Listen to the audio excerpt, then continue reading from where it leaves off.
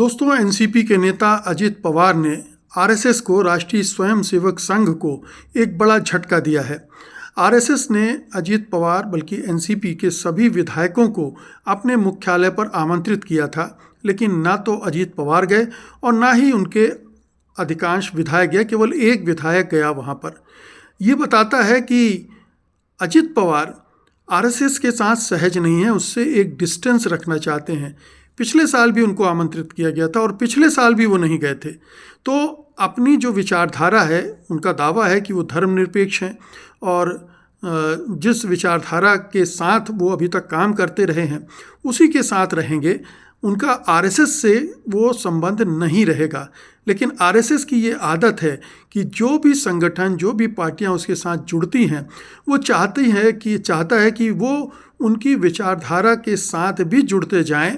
उनके साथ अगर नहीं जुड़ सकते हैं इस तरह से, तो कम से कम उनके अंदर जो आरएसएस के प्रति विरोध भाव है वो कम हो जाए। तो उनकी ये हमेशा इच्छा रही है और वो हमेशा उनको ऑफ़र करते रहे हैं। वो ये भी चाहते हैं कि जो आरएसएस के प्रमुख नेता रहे हैं, गोलवलकर, हेडगेवार, सावरकर, इनके जो समाधि स्थल हैं वहाँ भी वो सब जाएं और मत्था टेकें। अजित पवार ऐसा नहीं कर रहे हैं, बल्कि अजित पवार ने चुनाव के दौरान भी बटेंगे कटेंगे का जो नारा आया था उसका खुलकर विरोध किया था और कहा था कि ये महाराष्ट्र के बाहर के लोग आकर इस तरह की बातें करते हैं, लेकिन महाराष्ट्र में इस तरह के नारे और इस तरह के विचार काम नहीं करते हैं। तो उन्होंने बीजेपी और आरएसएस की इस विचारधारा से अभी तक अपनी दूरी बनाए रखी है और वो अपनी पहचान बनाए रखना चाहते हैं। वो जानते हैं कि उनका जो वोट बैंक है, अगर वो भी हिंदुत्व की राह पकड़ लेंगे तो उनसे छिटक जाएगा। और उस वोट बैंक को पकड़े रहने के लिए, चाहे वो अल्पसंख्यक समुदाय हों, चाहे पिछड़े और दलित वर्ग हों, उनको जो फुले को मानते हैं, जो शाहू महाराज को मानते हैं, उनके विचारधारा वाले लोगों को भी अपने साथ रखना चाहते हैं और इसीलिए वो आरएसएस से डिस्टेंस रख रहे हैं।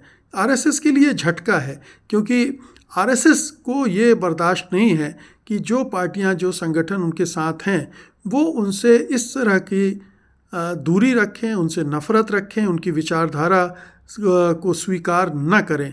लेकिन अजित पवार ने ये किया है और अभी तक वो मुख्यालय नहीं गए हैं। पहले तमाम नेता, नीतीश कुमार, जॉर्ज फर्नांडिस वगैरह जाते रहे हैं और अजित पवार ने ये अपनी एक खूबी बनाकर रखी हुई है।